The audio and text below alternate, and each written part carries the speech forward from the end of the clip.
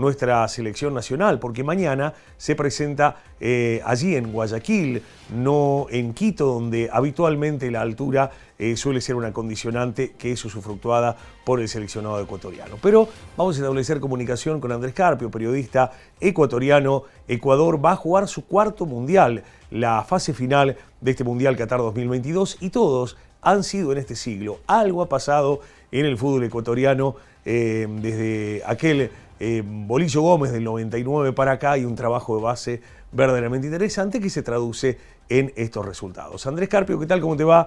Muy buenas tardes, Marcelo Ortiz te saluda. Gracias por estar en el Deportivo. Hola Marcelo, qué gusto saludarle desde acá, desde Cuenca, Ecuador. Un placer y qué bueno que ustedes, al igual que nosotros, estén celebrando y con muchas expectativas de lo que va a ser el Mundial de Qatar 2022. A las órdenes y un abrazo para todas las personas que nos están escuchando y observando. Bueno, muchísimas gracias, Andrés. ¿Qué se puede decir de este presente, el plantel conducido por Gustavo Alfaro, que deposita por cuarta vez a Ecuador en una fase final mundialista? Bueno, la verdad es que tomando las expresiones de Gustavo Alfaro, porque coincido plenamente con lo que él ha dicho en declaraciones con la gente de Diario El Comercio de acá de Ecuador, cuando se llegó había confianza en el talento que se tenía, pero no habían certezas de una potencial clasificación. Él ha dicho ilusión y pocas certezas. Entonces trabajó allí, trabajó en el autoestima, trabajó en la confianza de los jugadores que obviamente tienen talento, pero que no habían podido exhibirlo en su mayor potencial a nivel de la selección ecuatoriana. Cuando arrancaba las eliminatorias, yo me atrevo a decir, no tengo la estadística, pero que al menos un 80% de ecuatorianos no pensábamos, me incluyo, porque ustedes saben que las eliminatorias son bastante competitivas, que Ecuador iba a clasificar. Sin embargo, creo que ese 20% quizá que confió en que por el talento de los jugadores se podía llegar hoy estará tranquilo, al igual que nosotros también, ¿no?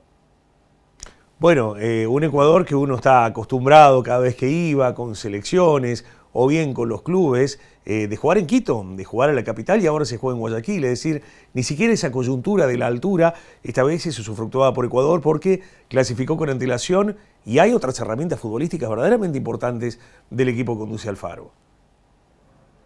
A mí me parece, Marcelo, que lo que busca Gustavo Alfaro, más allá del agradecimiento obviamente a la gente de Guayaquil y de otras ciudades y provincias del país, porque esa es, en este caso, la mística, es empezar a mostrar a algunos jugadores en condiciones normales, en condiciones completamente equitativas ante un adversario de fuste como es Argentina.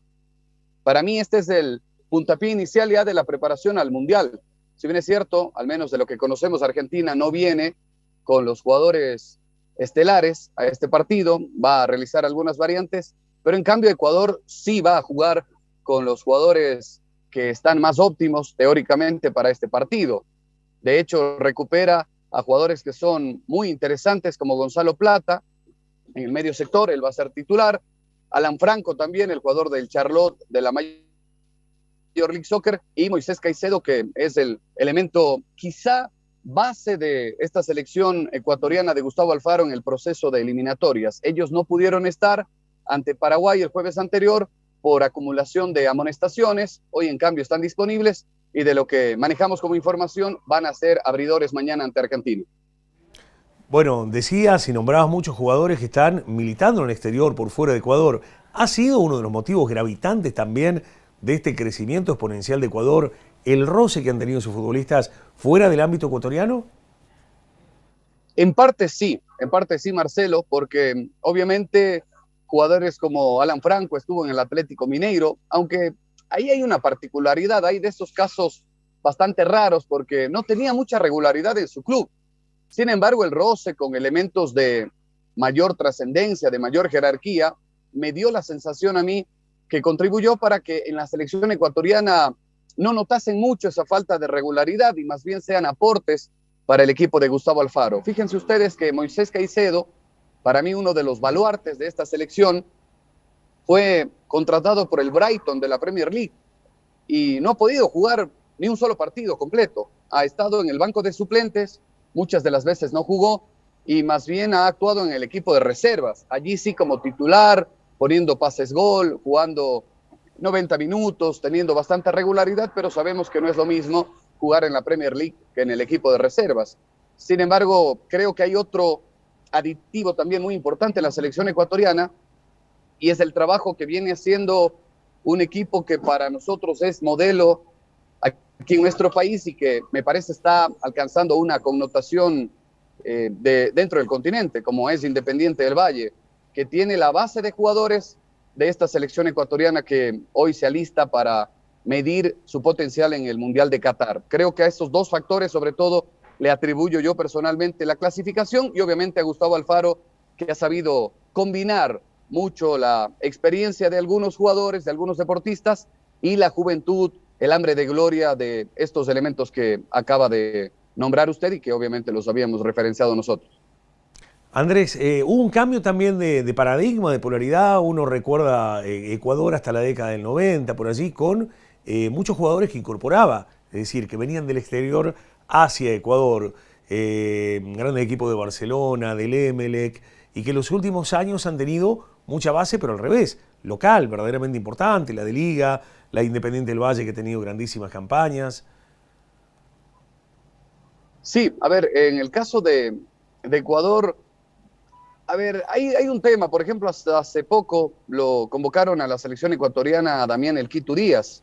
Ustedes lo deben conocer, jugador que militó en Boca, en Rosario Central, en la Universidad Católica de Chile, entre otros, porque él es ídolo en Barcelona, en el equipo ídolo ecuatoriano. Es naturalizado nacional, jugó algunos minutos en un partido ante Chile, recuerdo, ante Paraguay también, pero hubo mucha resistencia. Hoy en día, tal cual como usted lo menciona, Marcelo, el pueblo ecuatoriano cree ya en el jugador ecuatoriano, cree ya en el talento del jugador que nació aquí. Hay como que una resistencia a los nacionalizados, sobre todo porque nos hemos dado cuenta que muchos de ellos obtuvieron la carta de naturalización por un beneficio deportivo, pura y exclusivamente, más no por los hechos relevantes en favor del país, como se argumentó para que obtengan dicho documento. No todos, obviamente. Por ejemplo, hoy Hernán Galíndez va a ser titular mañana ante Argentina. Hernán Galíndez nació en Argentina, vino acá para jugar la Serie B en el equipo de Universidad Católica de la capital de la República, contratado por Jorge Célico, uno de los principales protagonistas para que esta selección ecuatoriana tenga éxito. Un argentino también que militó allá en Huracán, en su tierra.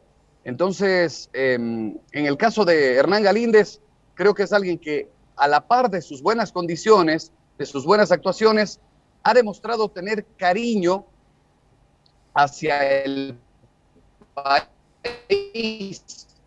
De hecho, creo.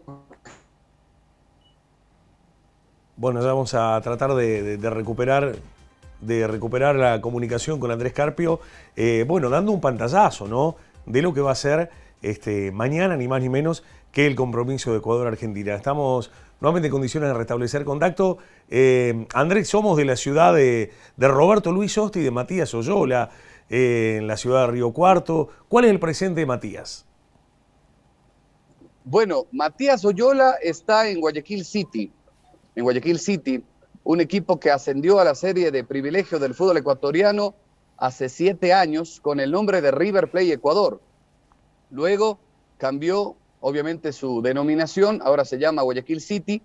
Es un equipo dirigido por Paul Gavilanes, alguien que se capacitó allá en Argentina, que tiene un proyecto bastante interesante, con trabajo desde las bases, y en donde ha recaído muy bien Matías Oyola por su experiencia y por su jerarquía. Matías Oyola es un ícono del fútbol ecuatoriano. Por ejemplo, él fue llamado a la selección ecuatoriana en su momento y claro que contribuyó. Es de los pocos extranjeros naturalizados ecuatorianos que tuvo la aceptación de la mayoría de gente. Sin embargo, creo que cuando él obtuvo la carta de naturalización, en su ubicación como medio centro hubo muchos jugadores ecuatorianos más jóvenes que estaban atravesando un momento muy importante también. Bueno, Andrés, te agradecemos enormemente el contacto. Ojalá que sea exitoso el paso de Ecuador por la cita ecuménica, el gran trabajo desplegado allí por Gustavo Alfaro, que afortunadamente ha logrado el éxito merecido para que Ecuador esté en la fase final de la Copa del Mundo. Te mando un gran abrazo. Un abrazo, Marcelo, para usted, para toda su audiencia, para toda su teleaudiencia. Y mil disculpas por la informalidad. Estoy en el auto. Ustedes saben que la tecnología nos permite realizar esta comunicación. Mil disculpas si es que hubo algún tipo de inconveniente en la comunicación, pero un placer dialogar con ustedes. Un placer dialogar con ustedes. Un abrazo y que todo sea éxito en lo personal y en lo profesional. Abrazo fraterno, muchísimas gracias. Pasaba con nosotros Andrés Carvio, el periodista ecuatoriano, analizando lo que se viene. Ecuador-Argentina, mañana la última cita de lo que tiene que ver con las eliminatorias rumbo a Qatar 2022, en una fecha en la cual Argentina, tras el triunfo precisamente al seleccionado venezolano, dejó muchísimas puntas. Por ejemplo, lo publicado en las redes sociales de Twitter por Di María, dejando traslucir la posibilidad que, ni bien terminado el Mundial, dejaba de vestir la camiseta de la selección argentina y que el último compromiso ante el seleccionado venezolano era quizá la última oportunidad que teníamos de verlo con la celeste y blanca al ex astro de Rosario Central, actualmente en el Paris Saint-Germain. Un fin de semana en el cual también el mismo entrenador Lionel Scaloni habló de que hay que hacer hincapié en esto, en el presente, la posibilidad de tener a los Messi, la posibilidad de tener a los Di María y no hablar de cara al futuro. Claro está, sabido es que prácticamente Messi, Di María y también quizá Nicolás Otamendi, después del Mundial de Qatar 2022, por una cuestión de franja etaria, todos van a llegar cercano a los 35 años, no tengamos más oportunidad de disfrutarlo más allá del Mundial de Qatar. Establecemos la primera pausa en el Deportivo y ya venimos con muchísimo más.